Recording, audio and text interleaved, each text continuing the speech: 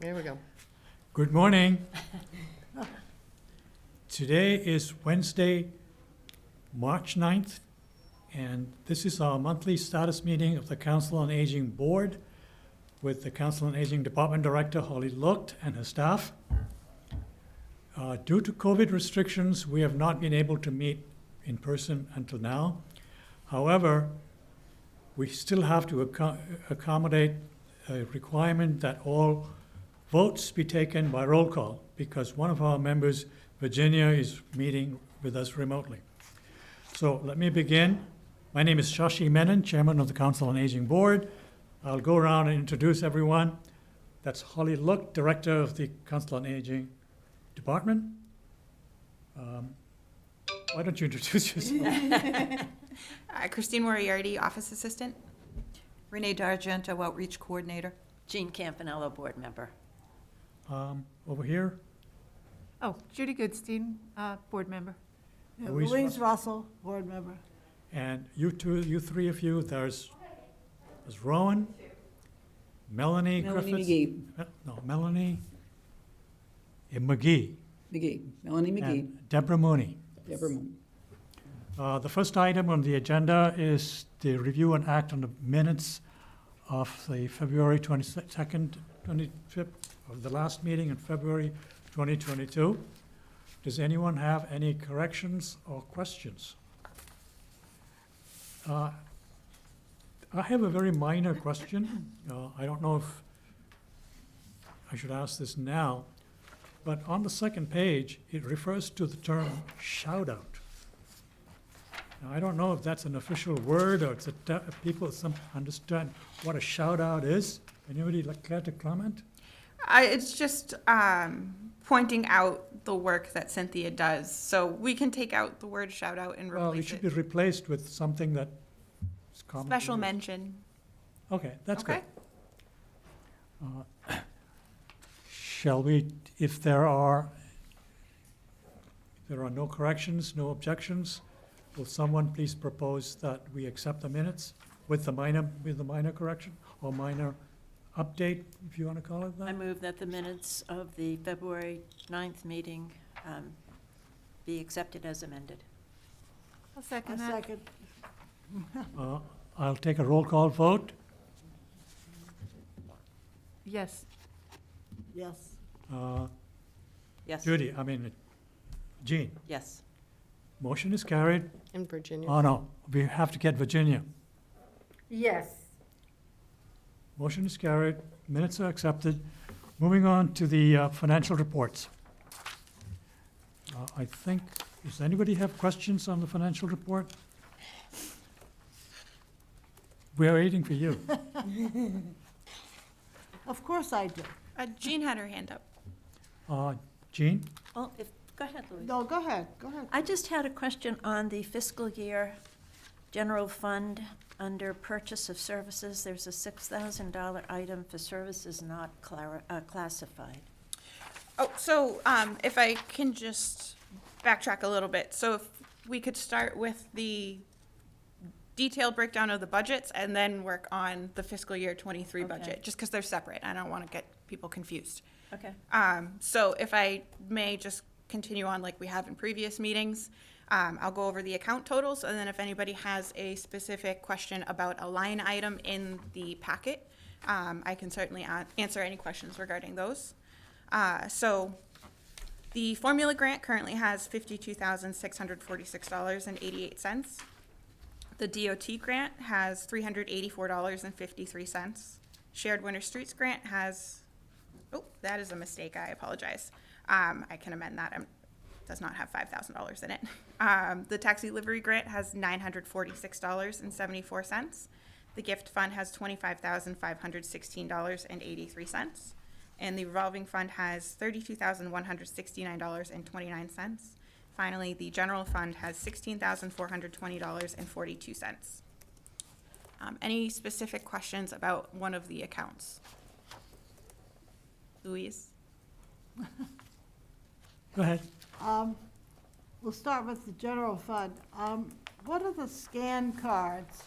And those go with the My Senior Center? Yep, so those are the key tag cards that you use to log into the kiosk. Are we getting more people to get them? Yep, so we actually, when we reopened, had a large influx of new members, you could say, to the senior center, people who are using our services. So we did order more scan cards. We also went through our box of scan cards that had been made up for people. Any that hadn't been picked up were recycling. So if you had requested a scan card and did not pick it up for whatever reason over the past 6 to 12 months, we'll make you a new one. Takes all of 2 seconds. Yeah, good.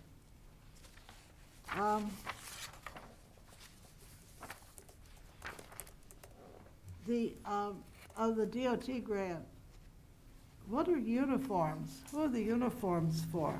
So the uniforms were for the drivers. They get polos, jackets, long sleeve shirts, just so when people get on the van, all the drivers Oh, they can represent the senior identify center. who okay, good. Yeah, I wasn't sure if it was for them or not.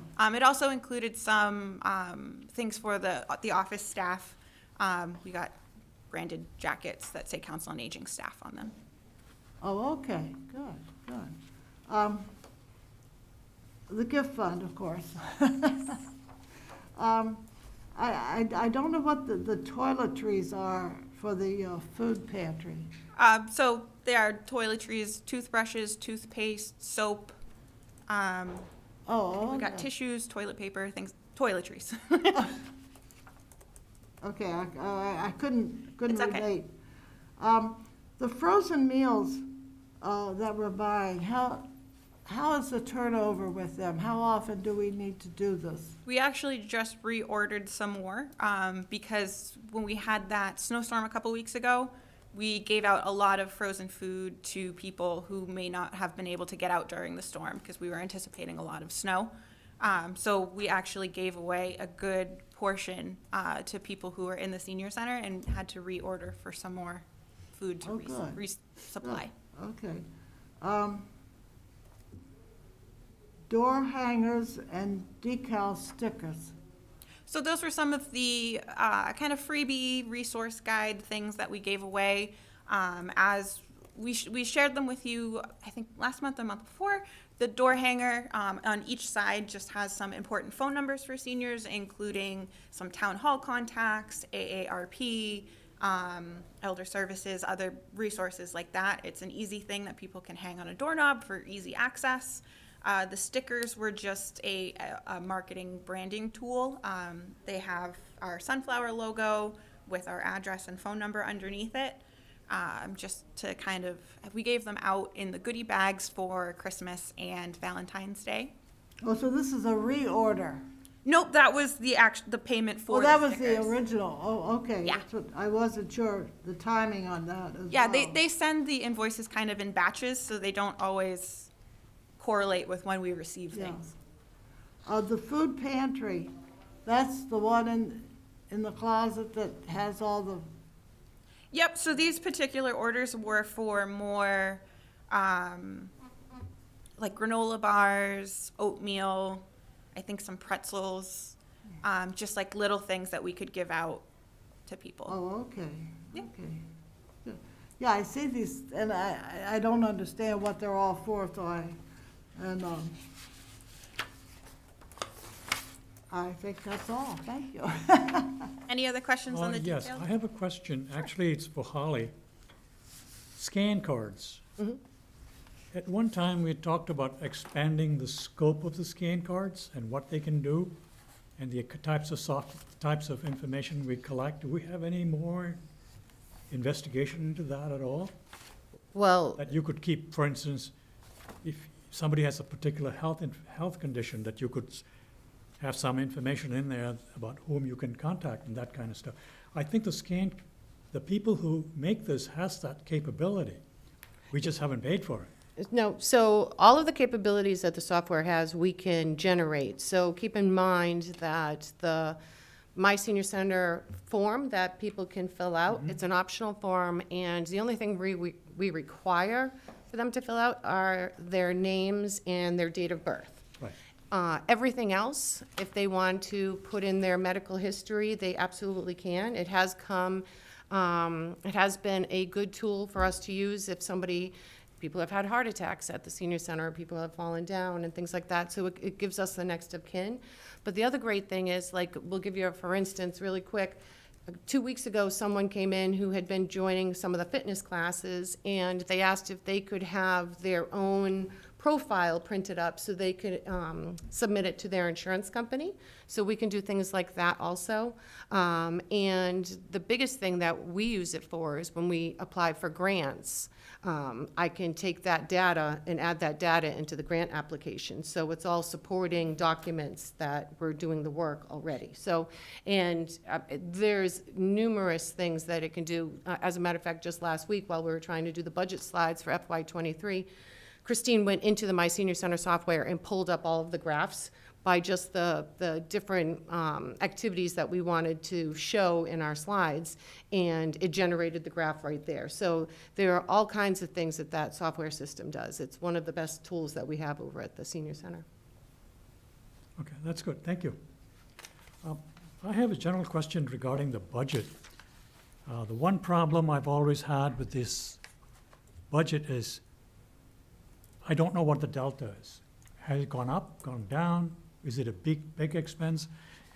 Not for this meeting, but at some point we should try and figure out so that the numbers are meaningful to the people who are looking at it. Unless I happen to come with the last month's budget, I can't really look at it and make some. I mean, Do you have any ideas or thoughts there- about that? on the detailed breakdown, it does show expenses and deposits and then the general kind of up or down. So for example, the general fund, the starting balance was $17,319.94. We spent $899.52, and we did not take in any money. We don't take in any money to the general fund, that just goes back to the town. But if you look at the gift fund, the expenses were $2,554. We took in $135 through donations. So that is on the detailed breakdown for each account. I'm not sure what else you. Well, be I looking guess, for. I guess one would have to spend a little bit more time reconciling the whole thing. The other question I had, I wasn't quite clear, looking at your columns there, the expenses and the deposits, and the numbers are kind of down in the middle. Are we missing a column line here or something that somebody knows what it's all about? Or if you look at expenses and deposits, and the numbers are kind of in the middle, So is it possible to move it over to the left? yeah, that's just a formatting thing. I can make it look however you'd like. But for a good example, if you look at the gift fund, you can see how the columns line up. Yeah, If you'd prefer more space between those, Yeah, I can gift certainly fund, do yes, that. I understood gift fund, yeah, all right. All right, so basically, everything is to the left, Yes. all right. Does anyone have any other questions? The next item is, well, it's time for our guests. I apologize. So we do have the fiscal year 23 budget. Jean had a question. I don't want to, sorry. Oh, that's right. So Jean had asked about the 6,000 for services not classified. So that, Holly and I, when we were putting together the budget, discussed setting aside some money for our transportation program. We have the revolving fund to cover the expenses for our vans, but the any kind of surprise repair, I guess you could say, to the van or anything like that, this was kind of our cushion for some of that. It was also for, I think, additional marketing. There was a lot of stuff that went in. It was marketing, it's, up costs that happen periodically through any of the organizations. We do a lot of donations to various organizations that support us, so sometimes that goes up every year. So again, just those unforeseen budget or expenses that come across our desk, we just want to make sure that we have the funds there and we're not taking it out of something else. And was that amount based on past expenditures or So we anticipated? rolled over the same amount Yeah. from It's what been we had pretty requested stable. fiscal year 22. And it allows us, if we have money left over at the end of the year to purchase things for the senior center that we wouldn't normally do, new desks or cabinets, or now that we have the food sharing pantry, it allows us to purchase more of those kind of things as we need them. And as Louise mentioned, we have been adding toiletries into like the bags when people come and request things from our food sharing pantry. So it just gives them a little bit more and showcases what we have available, and keeping in mind that the food sharing pantry is supplemental to our seniors, but it's emergency for communities. So it's important that we keep it stocked. So last year, did you use about a $6,000 Yep. Yep. goal? That was your Yes. what you chose to, what expended last year? Right. I believe we had just a few $100s left in the general fund last year. Okay. I can get the total, I just don't have it. No, but I was just curious as to where the 6,000 amount came from.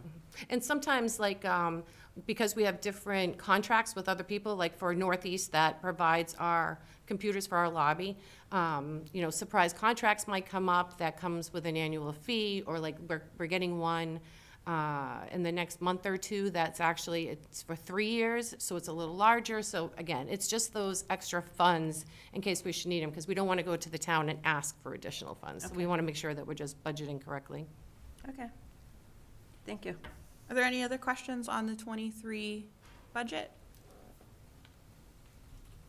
Okay, I'm all done. I guess now we can move on to to our guests. Hello, my name is Melanie McGee. I'm from the Community Preservation Committee.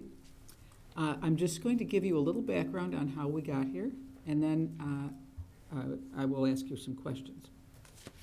So the Community Preservation Committee came into being when the Act was passed, the Community Preservation Act, in November 2020, and the following spring, at town meeting in 2021, the bylaw was passed that authorizes my committee. Is this being a problem? I hear a little feedback. Yeah, there's a little feedback.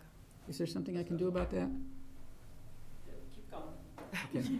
All right, so the bylaw was passed establishing a 9-person committee. And at this point, we are charged with creating a community preservation plan that will detail all the goals and needs and resources of the town that relate to the 4 areas that the Community Preservation Act covers.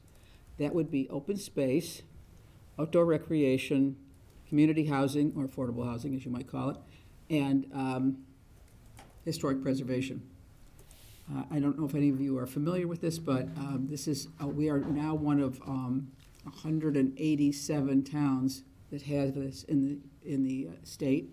It is authorized town by town according to local interests and initiative. And I think it's going to be a great thing for our town. Now, we anticipate that we will be accepting proposals from the community probably in the fall of this year in those 4 areas, and we will review them according to the criteria that the law allows. This isn't just a pot of money that can be used indiscriminately. It is very tightly controlled by the constraints of the Community Preservation Act. We anticipate that our revenue will be $789,000 by the end of the 4th quarter of 2022. So it's not a small amount of money. It's not infinite, but it's not a small amount of money. Now, in order to draft our plan, we have to get a lot of public input. That is a very important part of the plan. The community has to advise us, so that's why we're here today. One of the first things we are going to look at is what specific boards and committees feel are our existing resources and our community needs.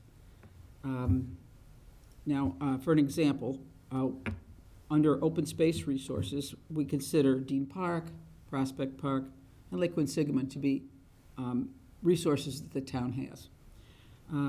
For open space needs, the community may say that there may be a need to acquire lands that will contribute to wildlife diversity and protection, which is a goal that we have identified in the master plan that the town has.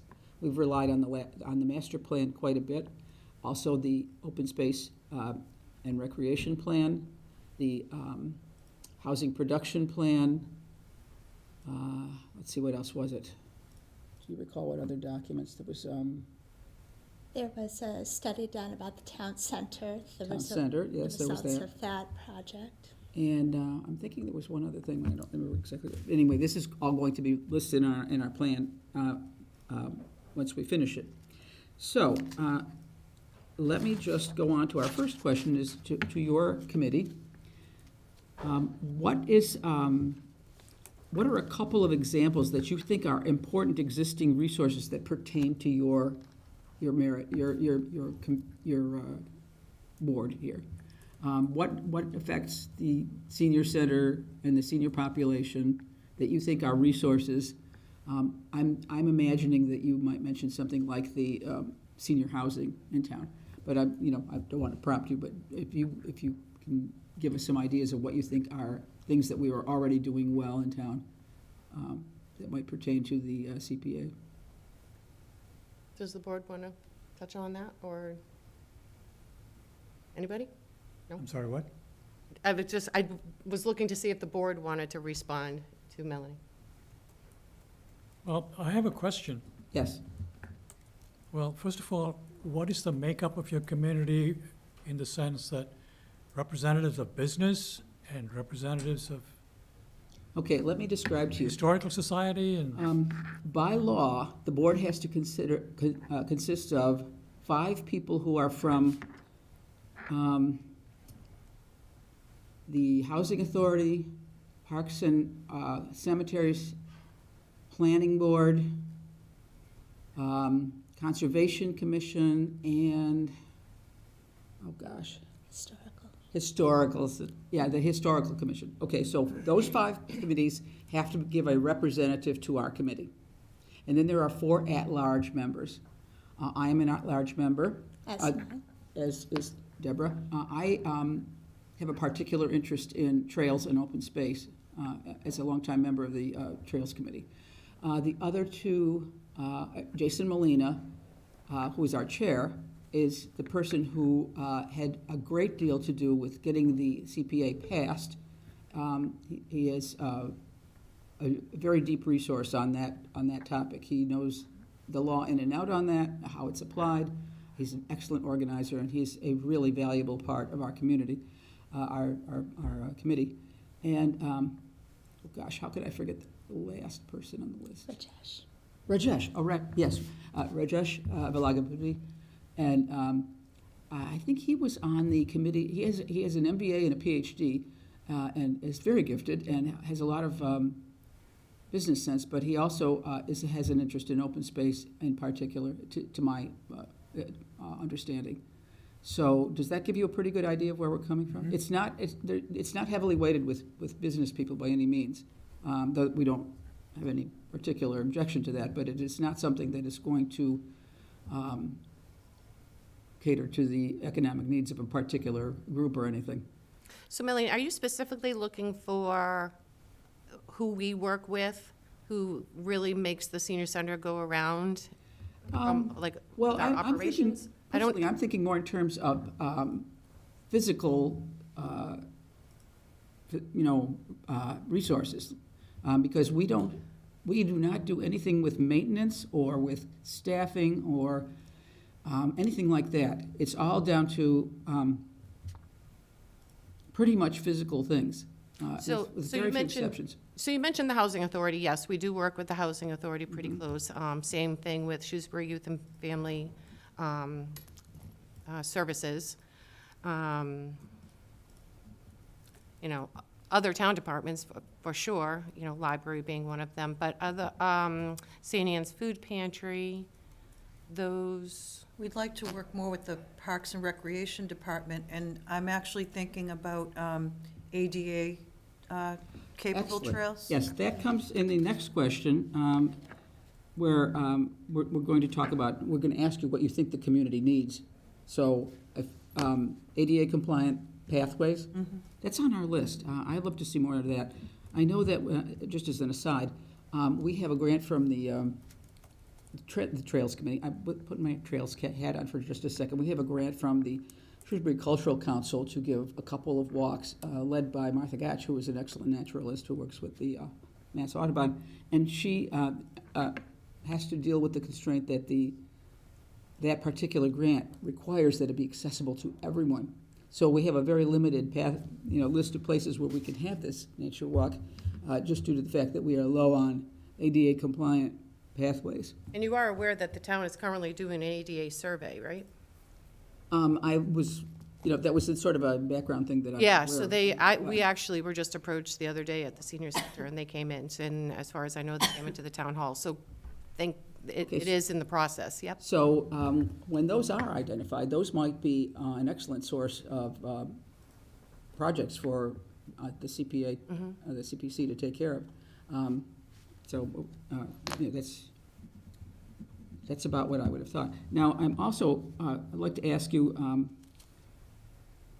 if you could give us like 2 or 3 ideas about things that you'd specifically like to have that we could put down, that would be really good. To prompt a little bit, are there certain issues regularly brought up by your members of the public? And that would be, as you say, the ADA pass, but is there anything else? I'm thinking in particular that is there more of a demand for senior housing that we might... Jean, you want to answer? Just one thought that comes to mind is we've had such an issue with having accessibility for the Shine program, and I don't know if you can support monies that would allow more people to be involved in that. What kind of accessibility issues are we talking about? Staff, people that are trained in Shine. And we have counselors coming in, right? No, we Can I cannot... make a Yeah, this comment is- right away? Shine volunteers are volunteers, they don't get paid. Okay. Okay. We cannot provide money for staffing. That Okay. is not in our legal description. It's only things like the purchase of open space, providing money for playing fields, historic repairs and, what's the term I want? Preservation, if there were historical artifacts or documents, we could help with preservation of that or proper storage. Yeah, documents and so on, historic documents. Renovations, physical But, things. are community what- housing, affordable housing is one of our things that we can do, but we can't do anything with it. So I know there's some towns that offer, like, the community gardens and things like that, that do I think they're like gated with the produce and, Oh, yes. other opportunities for people to be part of the green culture and, plant their own foods, be able to take those things. That is an excellent idea, and that comes under the open space thing. That's definitely doable. I'd love to see that. There are people who are in apartments who have no, ability to garden and, grow their own food, or it's just, I find it very sustaining to be able to do that, just emotionally. Before I we make a go any comment? further, let me interrupt you. That this is a public meeting. We are trying to obey Robert's rules. I would appreciate it if people address the chair first and not just jump in and ask their questions. Okay, Now, before you leave that topic, I have one more question. yes? One of our former board members had mentioned a project that she was working on to identify vacant plots of land that were being beautified by companies sponsoring or something like that. Do you know anything about this? No, that is totally new to me. Because if you look around town, there are little plots of land here and there, and that supposedly companies were going to sponsor this and plant flowers or whatever it is, beautification thing, in all I these only little know of- vacant spots. I know the Garden Club, the Shrewsbury Garden Club, handles the little island where the Y in the road where Maple Ave and Main Street join. That little spot there is done by the Garden Club, and I It's the one in believe town, yes. there are 1 or 2 other little spots. Sometimes they recruit a troop of Girl Scouts or something along those lines that do little beautification projects too. Like the outside of Prospect Park had a little bed of flowers and so on, right at the entryway there. There is a little corner where Main Circle meets Main Street on the east side that I think was a site that was tended at one point, but I don't know if that still is. Can you think of anything else? There is an island in front of the intersection of 140 and Prospect Street that the funding for that beautification does come from Champa Funeral Home. So that may be what your colleague was speaking of. I know that is one that a corporation, a business is funding. And exactly what is your relationship to the Parks and Recreations Department? We have a member of the Parks, Cemetery, and Recreation Commission sitting on the CPC. Currently, there will always be a member of that committee sitting on the CPC, but currently that's Jim LeMay. Okay. Any other questions? Louise? I had to change view here. The historical part, I've been, and a lot of people that I've talked to were upset the last few years when those beautiful homes down on Main Street were torn down. And I always thought that those were part of the historical. I don't know where the line is, how far they are protected. Do you know where the parameters of the historical? I would have to have a map to describe it to you, but apparently those houses, that site was not covered. That's right. Much to the dismay of my historical friends. That is regrettable. We really hate to see our history being destroyed that way. And whatever we can do in the historical preservation aspect of that comes before the committee, we'll be happy to look at. There has to be a defined project that meets certain criteria, and it's not a simple thing to do, but we're very careful about how we're going to decide about this. May I continue? Go I ahead. just have a follow-up. Sorry? I have a follow-up question. All right. I have one other question. Is this Oh, I'm sorry. Are you done? excuse me, to extend or expand the historical area in the town? Would that be part of this? No, we cannot, as a committee, we cannot suggest anything like that. That has to be some other outside group. That would be a zoning issue that you could probably talk to the planning department or, but that we'll deal with projects, but certainly if residents have concerns about zoning, they could speak. Projects that are within the historical. I believe Christine sent you all a packet before this meeting. In it was a number of examples of projects other towns had done, but I believe the very last page is a table that talks about the usage of the CPC funds, the sorts of projects that we can consider. We are constrained by state law of what we can consider, but anything that can fit those boxes that are checked off are the sorts of things that by fall we could start to really hopefully move forward for you. Go ahead. Thank you. I just had one other thought, is you asked if there are seniors, when they come in, are they looking for anything particular for the town? And one of them that comes to mind, and of course with the better weather coming, is a flat lit, well-lit area to walk that also provides resting spots for them. We have some great walking areas, but like Dean Park, there are some hills and slopes and things like that. And then we have the field down the street, which is beautiful, but not a steady surface, not a flat surface, no place to rest when they go for the walks. And like I said, and being well lit up. Okay, we have made a note of that. I personally think that's a great idea. Particularly benches. Renee? We had a request for benches just the other day from someone. Hi. So in thinking about ADA compatible activities, with your garden plots, if you're considering them, I know that in front of the senior center, we have ones that are more up at this level, but it would be really helpful for wheelchair accessibility as well as people who need to sit. I don't know if you've seen them. The garden plots are down at a lower level with benches all around that provide for people to be able to sit and reach and garden, as well as an area where a wheelchair can get in to be able to do the same kind of thing. I think that would be an acceptable use under the CPC.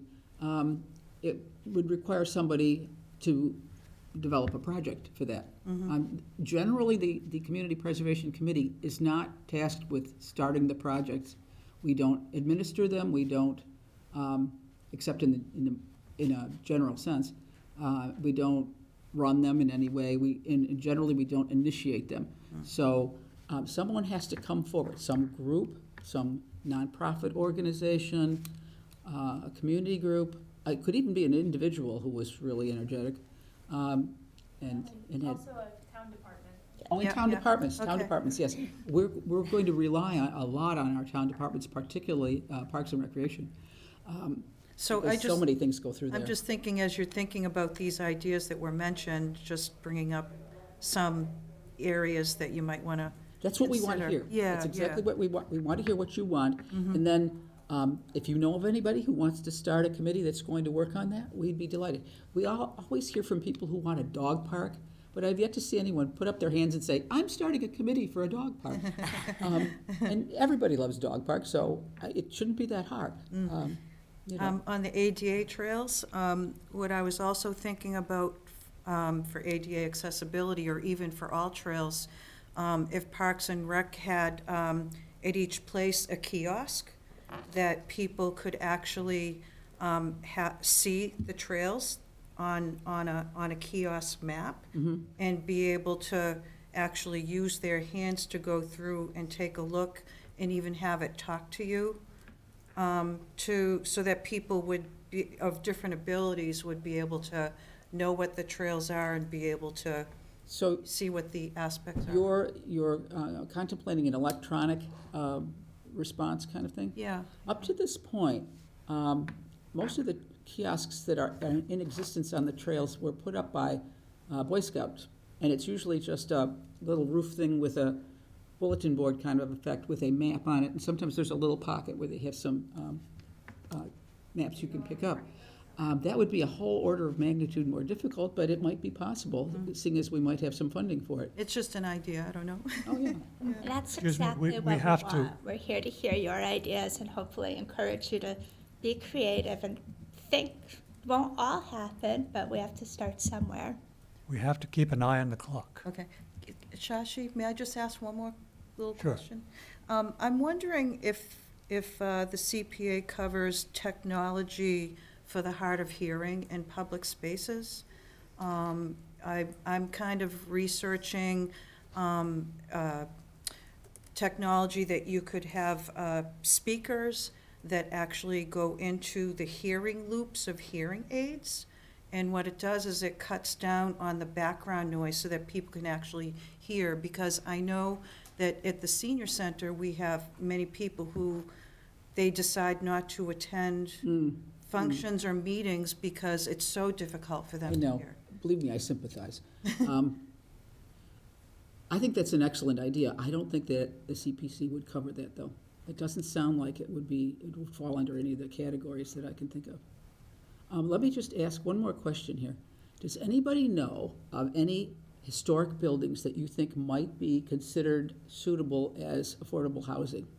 Because one thing that the Community Preservation Committee is really going to like is when something ticks two boxes. If it comes under the heading of affordable housing and historic preservation, that's a very good thing. So if you just think about it as you go about your daily life, if there's a building that catches your eye and you said, gee, that would really be a great place for a few nice units of affordable housing, and it's a historic building, make a note of it. So You never know. Virginia has her hand up. I think Virginia has her hand up. Virginia, you have a question? Virginia, are you still there? Oh, yeah, sorry, so I have a question. I've seen a lot of the signs for the Beal School and, what's happening with the Beal School and the idea that they were gonna develop 65 units there. So was that earmarked for affordable housing, senior housing, or just general affordable housing? If that goes through, does anyone know? Can you address that at all? Because I can't.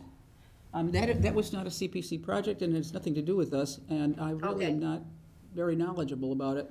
You can refer to the planning department. Yes, please address your question to the planning department. They may be able to fill you in a little better on that, but that is beyond the scope of my responsibilities. Does anybody else want to ask anything? I just have a Go ahead, Jean. question. We have Does to the keep- historic, when you talk about historical residences that might be used for affordable housing, do those have to be within the historic district or any, are I those? don't think so. No, I don't think so. I think that if you have a building that, has some historic value anywhere in town, that's still an evolving situation where they're identifying things and adding them to a list. So, Melanie, if I might, it does have to be on the local or state register of historic places though, or recognized in some way. okay, it has to be recognized in okay. some way, but I'm assuming that things can be added to that list. So Okay. we never know. Yeah, that would be criteria we haven't set, but we'd be happy to try to help you find it. Terrific. Thank you. Any other questions? Well, thank you very I have much. one final question. Oh, okay. Do you have plans to hold larger meetings for the general public? Oh, Yes. excellent question. Would you like to address that? March 29th at the Shrewsbury Public Library, there will be a public forum. If anyone had the opportunity to attend one 3 years now, that was about vision in the town center. It will be a similar format to that. There will be a presentation, but there'll be an opportunity for people to brainstorm, share ideas, to ask questions, and look at allowable uses within each of the areas that the CPC covers. Notices will be out shortly about it, but it's March 29th, I believe. We're Yes, it starting is. at 6:30 p.m. in the meeting room at the Shrewsbury Public Library. So we would love a huge turnout. Yes, and if you have any other things that might fall under the CPC that do not necessarily pertain to the senior center or seniors in general, or just ideas that you might have, please let us know. We'd be very interested here. We are included on the town website, and there is a general email address if you have questions later, or if you can find Rowan. She actually knows more than all of us. Any other questions? I mean, there is a way to contact you, right? I mean, if they may have questions after they leave. It should be in the packet, right? The bottom of the memo. Yes. Yes, it is. Yep. Okay. You've got your email address and your phone here. All right, I think that's about all the time we have for you today. That's Thank plenty. you so much for Thank you having for coming. Yes, we appreciate it Appreciate it. very much. Thank you. Thank you.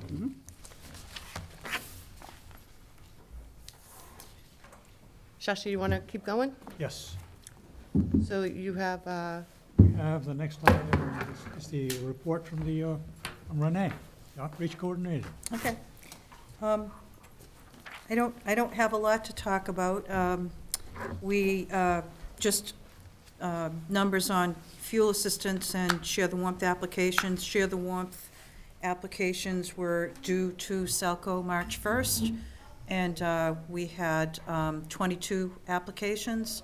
And fuel assistance is still going on through April 30th. We continue to get applications for those, and right now we have 32 that have gone through so far.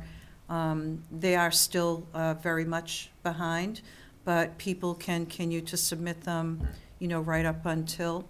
And Also, last meeting, we talked about the outreach survey. I gave you a draft, and I'm going to give you a final copy of the outreach survey that's been going on. And the survey is currently on the COA website, as well as at the senior center, and I'll be delivering surveys at various places through town, the Housing Authority, SYFS, and that sort of thing. We put a bunch of surveys here at the town hall that people can fill out. You can either mail them back, or you can drop them off at the senior center in my drop-off box by my office. We expect the mailing to go out the second and third week of March. The survey runs from today, if you decide to go on the website or get a paper copy, until April 30th. And then we'll be tallying the results and reporting on those in May. The second thing I wanted to talk about was the emergency home entry form, and let me give you a copy of that. I have talked about that with our triad the last two meetings, where we had police and fire representation. They feel that this is a very good idea. The emergency entry form is to, if residents would like to have emergency contact information, as well as a key on their property that would only be known to police and fire, emergency services, that would help them, because they wouldn't need to break a door down or break a window in order to access the resident who is in trouble on an emergency. I have spoken to both police and fire, and they each have two different systems. I just learned this past meeting yesterday as far as their dispatch is concerned. So when people do submit that form, we'll be putting that out in the public. They will we will need to submit it to both police and fire, who have two different computer systems. When there is a call that happens, dispatch sends that information directly to police and fire.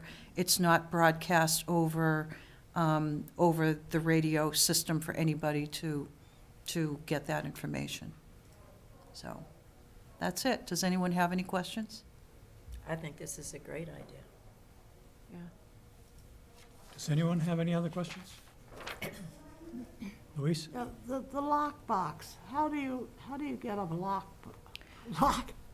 Yeah, so for now, people would have their own lock boxes, but I actually, at some point, would like to look into applying for a grant to purchase municipal lock boxes. I don't have the information with me right now, but there is one company that actually works with municipalities, and each municipality has their own code, and that code is on that lockbox, so that it's only known to those emergency services. So you don't need to have different combinations of information out there. At some point, I would like to be able to offer those at a discounted rate if we're able to get a grant to provide them. Where do you get one now, if you wanted one now? So I guess you could order them on Amazon. Oh, they have them, you could. Oh, yeah. If you've seen the lock boxes that are on houses for sale that realtors use, there are so many kinds. There are push-button lock boxes. There are ones that have a rolling combination with numbers. I'm sure there must be some digital lock boxes, things like that. Yeah. Oh, okay, thank you. Mm-hmm. Can I ask you a question? Sure. From an outreach standpoint, in conjunction with the lock boxes, is the emergency alerts, things that people wear. Mm-hmm. Do you have anything about that? I mean, do people encouraged to do that? Yeah, so, Is that in your survey? I mean, no, that's not in the survey. The survey is about learning the number of people in a household of people over age 60. just and seeing who lives alone. And it's also about the services they use and how they consume information so that we can understand better how to conduct our outreach, how to market to people, and also better serve them with those services or activities at the senior center. You know, regularly I get requests for people and I talk to people about medical alerts. That's kind of a process and an issue for people because, you know, there's a monthly cost to them to have those alerts. If you're on Mass Health Standard, medical alerts are covered under that, but that only reaches people within something like 100% of the federal poverty line. So, you know, a lot of people are kind of reluctant to have that monthly cost. Well, the reason I ask is because doing Meals on Wheels, I have come across people who fall. Yeah. And can't get up, and they don't have medical alert. One guy fell out, I was told he fell down at 6 o'clock in the morning, and he stayed on the floor until 10 when I got there, and I saw him, look through the window, I saw him lying on the floor. I dialed 911, and the crutch was jammed against the front door, couldn't open the front door. So there are weird situations like that. But Medical alerts are a great tool. You know, there are two different kinds. There are ones that cover just inside the house alone. Those are the basic ones. And then there are ones that cover activities outside. They're GPS located. Both have fall detection so that when a person falls and may not be moving, a loudspeaker will come on from those services and ask if they're okay. Sometimes buttons are pressed by accident. For some, they actually have to press the button for the emergency, but if you're unable to press the button, then, you know, that is a really helpful thing to have. But the ones that cover for outside, for those people who are more active, cost quite a bit more per month. In addition, people are not only reluctant because of the cost, but they don't always want to be seen wearing one. They feel like a little bit stigmatized as a person who would be, you know, more frail and older. So there's a lot to overcome with those devices. any other questions? All right, thank you, Renee. The next item is on to you, Holly. COVID updates? Yep. So COVID updates at the senior center. So we're back to normal hours, open Monday through Friday, 8 to 4:30. Masks are not required, but we still have them available if people so choose. We continue to have the hand sanitizer throughout the senior center. So if anybody has any questions regarding COVID, we suggest that they call the senior center. They can ask for any one of the staff members, and they should be able to answer those questions. If you don't mind, can I keep going? Go ahead. So programs, so St. Patrick's Day meals, as we discussed last month, we did work with Dean Park Pizza. They are providing the meals to us. It is paid by the Council on Aging. There are all 50 meals are already spoken for. However, one of the things that I want to mention is that Elder Services of Worcester, who supplies our grab and go and our Meals on Wheels, they're also offering the corned beef and cabbage meals for St. Patrick's Day at $2.50 requested donation. But people have to call 48 hours in advance to get any of those meals regarding if it's for St. Patrick's Day or anything else like that. And those St. Patrick's Day meals that we did is just for grab and go for this year. The 23rd Senior Center celebration, so we are planning to do it for the month of September, for the Spirit of Shrewsbury. We have a couple of different things going on for September that we're trying to plan, and as soon as I can put together a better agenda to share it with the board, that way you can see the bullet points of what we're looking to have, and then the board can help enhance those, the things that are going on. Couple other things that are taking place. So earlier we mentioned, Christine mentioned the resource door hangers, the logo decals. We have our newsletter. So all of that, if it's been a long time since we talked about strategic plan, but one of the things in the strategic plan was to create the marketing plan, which was one of my personal goals. And I would say I'm probably about 3/4 done putting the marketing plan together as an outline. I just need to kind of spruce it up a little bit, and then I'll be sharing it with the board. So this was really good for the senior center because we have done so many things this year already to market the senior center and council on aging department, and all of those will be listed in the marketing plan. So I'm excited to share that information with you, and maybe it could possibly be in April when I share it. Let me just keep going. Oh, I am applying. There's an ARP community grant that's available that needs to be submitted by March 22nd. And one of the things that we're focusing on is offering translation services throughout the town. So every other week I meet with the rest of my team for the human leadership meeting. And tomorrow we're meeting to discuss having translation services for the town of Shrewsbury. And one of the things that we figured out yesterday from our triad meeting with the rest of the people that are on that committee is that some of the places already have things in line. So they shared the information with Council on Aging. So those are the things that I'm going to be going to the human leadership team tomorrow to talk about. And next week, I'm going to be focusing my majority of my office time to try to get this submitted. Any questions on translation services on that particular grant? Yeah, could you just talk a little more about So- that and what translation services are required and how that will get disseminated within the community? Sure. So there's many different ways that it currently happens now. If anybody has a smartphone, there's an app, Google Translation, that people can use.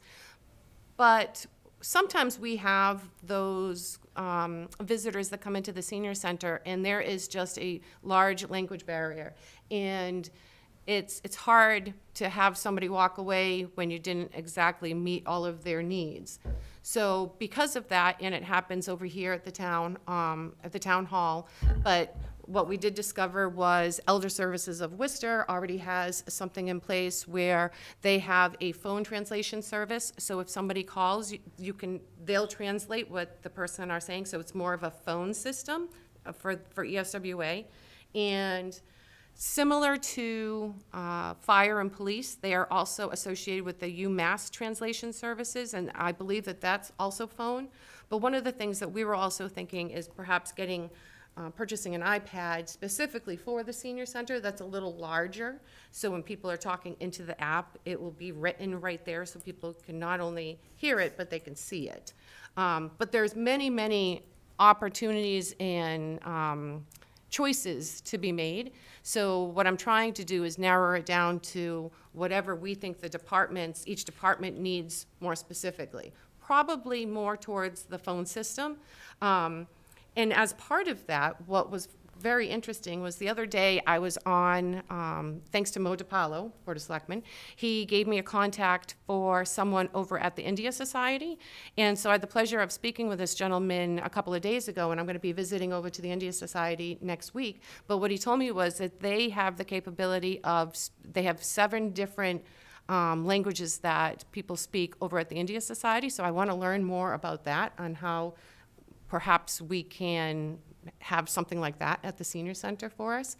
So that's what I'm going to be focusing on for the grant. And what I'm hoping is if we do like the phone translation services, to pay perhaps for one annual year, like the annual fee for 1 year or maybe 2 years, and then we can take the statistics to see how often we used it and whether or not the town would want to continue using those services.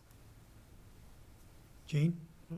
You're speaking about focusing on services available at the senior center. Yes, so if it was a, Not in their homes or not. no, in no, no, other no. So if areas. somebody called us, Yeah. or if somebody comes into the senior center, just being able to answer their questions. And sometimes it's not, it can be very difficult. Sure, okay. Judy? Yeah, how much of a grant are you applying for? Well, I haven't, so I'm just now putting together the things for me to actually look at, so I don't even have numbers right yet. But again, if I end up going with the idea of doing the phone service, I'll just take whatever the annual fee is and maybe double it or triple it, you know, because I don't think after a year we're gonna get what we need out of it, because people have to learn how to use it, first of all, and that could take quite some time. But I don't have a number yet. Okay. Could we do a pilot study on this? So we can, but the unfortunate part is that the application is due by the 22nd of the month, so I don't have a lot of time to do that. But what I'm trying to do is take what people are already using that has proven successful and then bring it over to the rest of the departments. And because I believe the school uses Google Translate, I think, through the phones. But I just think that this would be useful. And it's last year I think there was like 330 people that were selected for this grant, or organizations that were selected for this grant. And we had applied for the, pertaining to the Yahoo. As we all know, that didn't work out. So I'm just shifting my gears into something smaller and something that not only just helps the senior center, but the entire town. So if I may, I'll keep going. Yep. We also did apply for the Massachusetts Council on Aging Walking Challenge. And basically what that is it's a small grant supported by the MCOA. And we submitted that last week or 2 weeks ago. We find out on Friday if we were chosen. And if we're chosen, it's actually a regional event. So other towns would come and support us, other organizations would come and support us. MCOA gives us some money to help with the marketing of it. We have to walk at least, was it 30 minutes? 30 minutes. 30 minutes. So what we thought was with the event, we would have it at the senior center. That way it can happen rain or shine. And we would walk down, I forget the name of the roads, Gage and... Towards the center of town and the town common, just because we don't want people walking past the construction by the police station. So we went online and kind of figured out a route map that's it varies between 1 mile and 2 miles depending on the side streets you take, but it has all sidewalks and it's a little safer.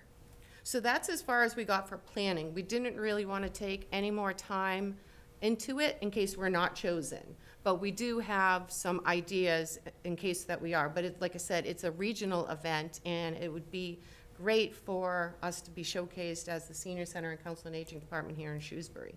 So again, we find out on March 11th, which is Friday, and either way, I'll be sending out an email to the board on whether or not we got it or we're going to be supporting somebody else. Either way, we may do a smaller version of it for us because we are supporting the walking challenge itself. So, you know, physical health, mental health. March is kind of the month of new contracts. So contracts with Elder Services of Worcester, the WRTA, Housing Authority, thank you. So I haven't received them all yet. I'm reviewing a couple of them. And I'll let you know when they're going to be signed. So the next one is I sent everybody, the board, an email, an invitation for the budget hearing that is scheduled for March 24th. We are on the agenda for 7:50. I'm requesting that the board come for 7:30. And as I mentioned in the email,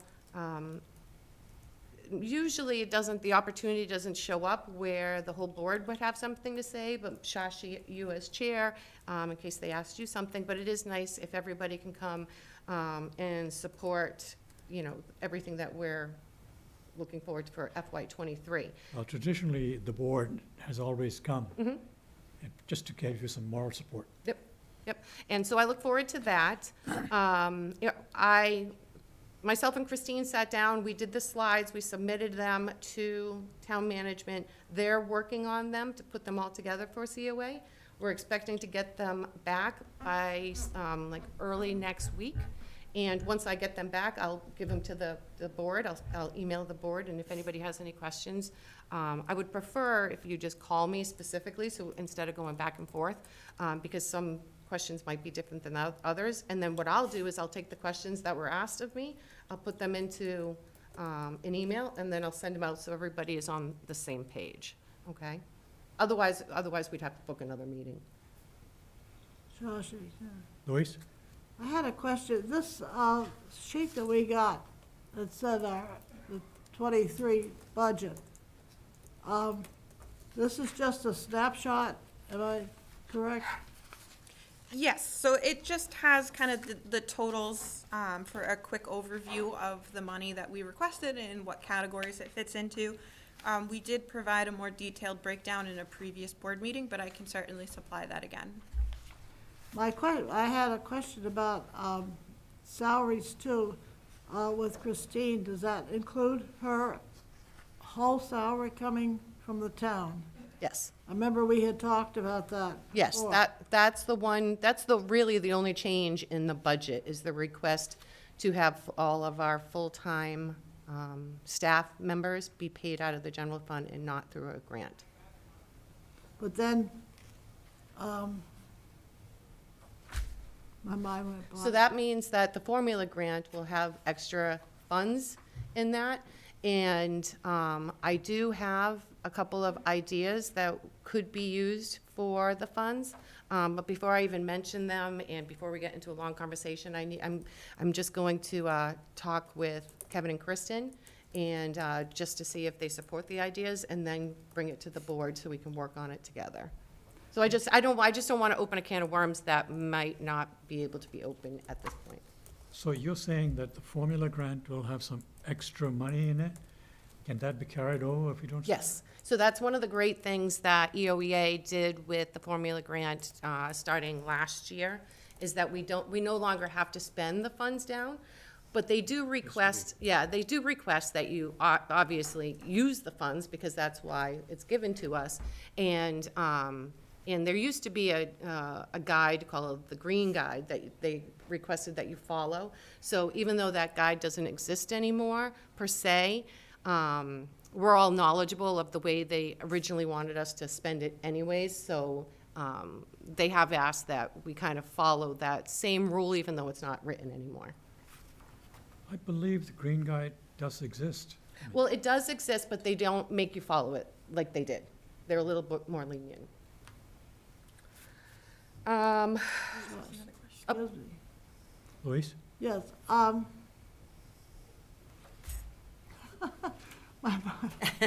not a morning person. This, when we get the full thing, it'll all be, will each individual thing be broken down into how much? Yep.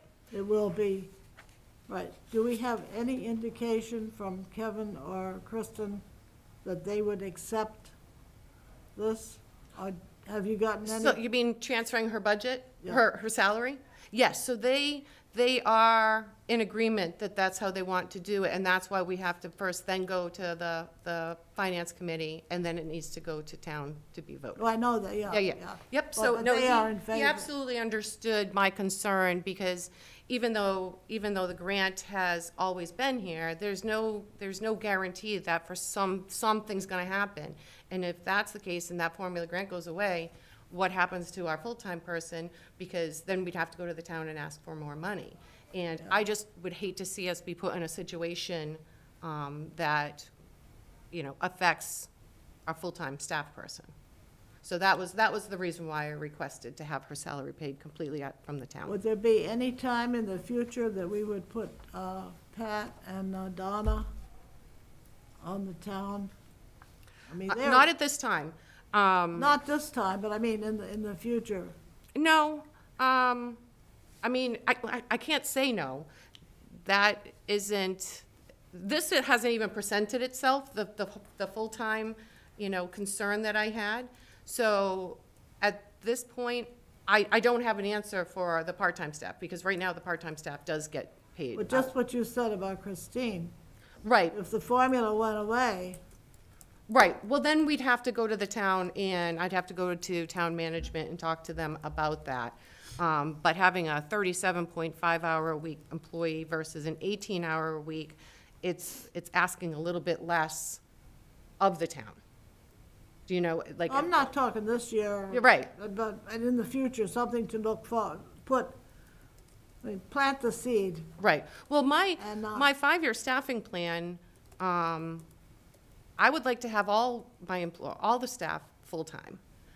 We have enough work to do that we could use more full-time people. So that's my goal ultimately, out of the Council on Aging Department. Is to Listen, have, we've talked about this one for several years Mm-hmm. to make it full-time, right. and we finally got it this year. So I said, just plant the seed for the others, and then Well, and one of the things that I want is, I would like everybody, each one of our staff members, to be, somebody knows what somebody else does. And when I say what they do, I mean really what they do for the budgets, how they talk to people. So, right now, my biggest concern right now is making sure that somebody knows exactly what Cynthia, Donna, and Pat do for the transportation, because that is such a vital service for Council on Aging. So I'm working towards making that happen. So in case, I always tell Cynthia, in case she wins the lottery and she leaves for Aruba and doesn't come back, what are we gonna do? Go with her. Yeah, we'll go visit her. So that's one of my goals going forward for that. Is that good? Mhm. Okay, didn't know if anybody, so my last, Louise has something else. the transportation, Oh, we haven't gotten there yet. oh we yeah, haven't I was got- actually gonna roll right into that. Okay. Since we were kind of just talking about that. So I've got some great news. So the grant, the taxi livery grant, has been extended to June 30th. So we've requested the rest of the funds, which ends up being, what, $13,000? Yes, we just received a check for 7, so the remaining would be 13,000 of the 40,000 we were allotted. So this comes at a great time because we, as you know, have 10 spots available for COA van drivers, but we currently only have 5. So we did just post to the town website and MCOA yesterday, looking for at least 3 additional drivers. Some are out, some have retired, one quit, one is on medical leave, so we're low, but again, we're not overly worried right now because they did just extend the grant, which has been really great. And it's offered so many outside opportunities for people to get to places that we normally couldn't get them to. So that's been very good. And while we're sometimes looking for a driver, Pat Babin, we have taken her out of the office 1 day a week to provide, to assist with those transportation needs. And the work that she does, or it was scheduled to do on those days, has been picked up both by Donna and Cynthia. So Donna and Cynthia have definitely been working a little overtime while we've been, pulling Pat from the office. But it's all working well. Everybody chips in, so really happy that we have Pat that can get in there and do that. As well as Donna. Donna is also emergency van driver if we should need her. We did open up the transportation, so now we can fill the vans, but the drivers and the riders are still required to wear masks the entire time. And the other grant that we were awarded for the $28,000, that will start on July 1st, and that will help with the operational part of our transportation. And I'm a little parched. The van ridership, Mhm. we were supposed to be free till the end of the year, Yes. but now that the COVID restrictions are being lifted, is that going to change in any way?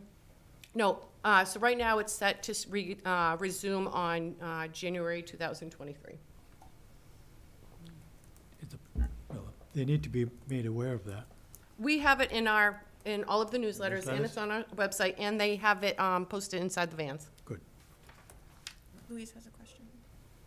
Joshi? Yeah. Speaking, we had a discussion a couple months ago about route match. Mhm. And there was some talk about looking into any other thing. Was that ever? Yep, so myself and Cynthia, did you attend? And Christine attended a presentation that MCOA put on asking what different senior centers and council and aging departments were doing with their scheduling of the transportation. And Cynthia was one of the presenters. So she presented the route match, and she went through slides. Christine helped her put together slides. And what we found was we actually have the best thing available. It's the most expensive one, but we are also much larger than many of the other towns that offer the transportation through especially WRTA or their own.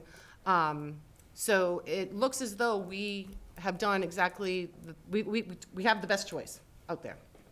And so Cynthia also, there's one other, I believe it's Charlton or Oxford. They also use Route Match, and Cynthia is already scheduled for next month to go down, and they're gonna work together because after they've talked to each other, they found that one person might know a little bit more about one of the options that Route Match offers, and then Cynthia learns from the other. And one of the other things I wanted to mention too is that Renee and Cynthia are scheduled to go to the housing authorities this month, right, next Yep, week or this so? month, To present and the services that we offer. And I'm looking forward to that, to hearing how that goes. Question. Since Uber owns Route Match, Mhm. it would be, seems to me, it should be a small step that allows someone to book a ride online. And is there anything, I mean, you can do that with Uber, so is they doing, has that been talked about at the seminar you went to? No, because Uber is that's completely different. That isn't a service that we offer because that's a private driver. So that's, I mean, obviously those things exist. Shrewsbury now offers the VIA services that are out of the WRTA, so those are something else like that. So we didn't really talk about apps or anything like that. We talked strictly about the services and the software that we use to make those services happen every day. Was there anybody from other COAs that are closer to Boston at the seminar? There were a lot of people that joined that were from all over, but I think there was only 7 people that presented, but we were definitely one of the largest ones. I think Millbury presented, but they used something completely different. Okay.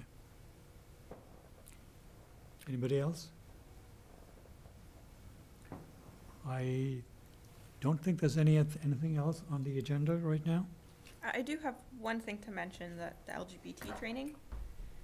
So I had sent an email out to everybody earlier, but I do want to mention it in a public forum. So all volunteers, board members, program instructors, and club leaders at the senior center are required to complete an LGBT and aging in Massachusetts training. Training is put together by EOEA, Executive Office of Elder Affairs. It is a really great training. I had my first official group session yesterday, and it went absolutely fantastic. Had some really great conversations and brought up some really good points. So I do encourage the board members and any other volunteers that have not already signed up for one of the group sessions to reach out to the front desk at the senior center to schedule. I have morning and afternoon sessions. Jean has already signed up for one. I put your name on the list. So I look forward to seeing all of you in one of the trainings. You are also able to take it on your own if you'd prefer to do that. I can certainly send you the link and the registration information. Or if you have completed a comparable training, I just need a copy of your certificate and you are therefore exempt. But other than that, I look forward to seeing everybody. I don't think there are any, unless somebody else says. Jean? I just have, are we in new business? Well, yeah, Okay. sure. I've noted that most of the board meetings in town have gone paperless, and I'm wondering if there's a way in which we could all be provided tablets so that we could do the same thing.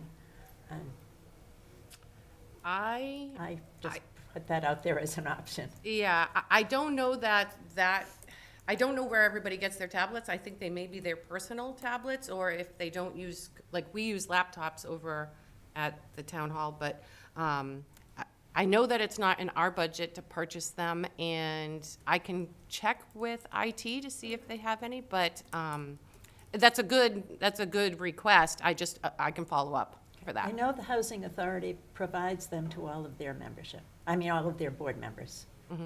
I believe the school committee does as well, Okay. and the selectmen.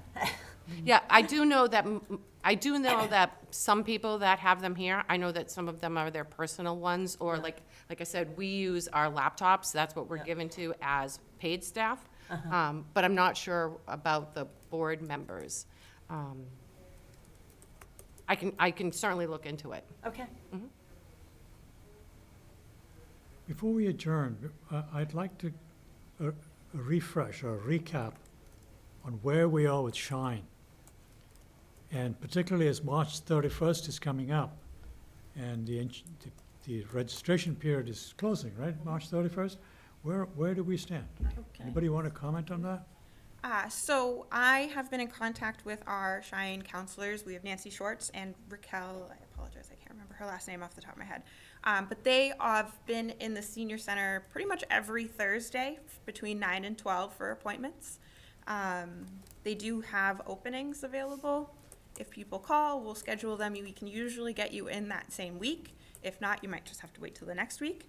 I also have been in contact with a rep from Mass Advantage, which is the UMass Medicare program. So her name is Leah, and she will actually be coming to the Senior Center in April to do a presentation on Medicare and the different plans. It is a presentation that is not specific to Mass Advantage, which is really nice. So it's purely informational about Medicare itself. So that will be in the newsletter. I believe it's the April 12th. And then I have also been talking with Nancy and Raquel to offer additional Shine information sessions closer to open enrollment at the end of the summer, early fall. So we are still working on the Shine program to get the information out to everybody. And I think we've accomplished quite a bit with the program. Shashi? Renee? Yes. We also have a Fallon Health representative coming in May to do a Medicare 101 kind of program for those turning 65. Will that one be specific for Fallon products? Though? No, No? nope, Okay. just general. Mhm, And this is for people who have not yet started Medicare that's right. or retiring. Good. Shashi, I can add something ahead. also. So I mentioned earlier that we are looking to do the 23rd celebration for the senior center in September. That same month, Renee is planning on doing a health fair that will have some of this information also.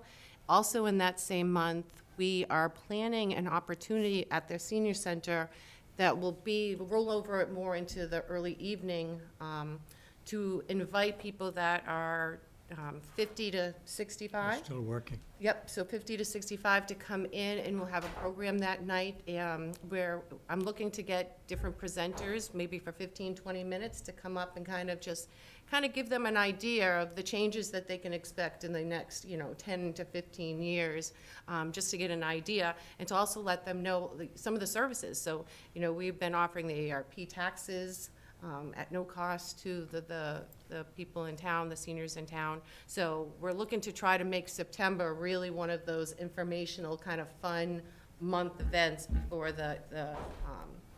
people, well, after people get back from vacation and things like that. So if anybody has any ideas or wants to be part of that, please, start writing them down now so we can start being prepared for September. Any other questions? One of you will please propose that we adjourn the meeting? I move to adjourn the meeting. Second? All right, let's take a roll call vote. Jean? Yes. Virginia? Yes? Luis? Yes? Judy? Yes. I get to use the gavel. Meeting is adjourned. Thank you, everybody. And thank you, Mark. And Krista.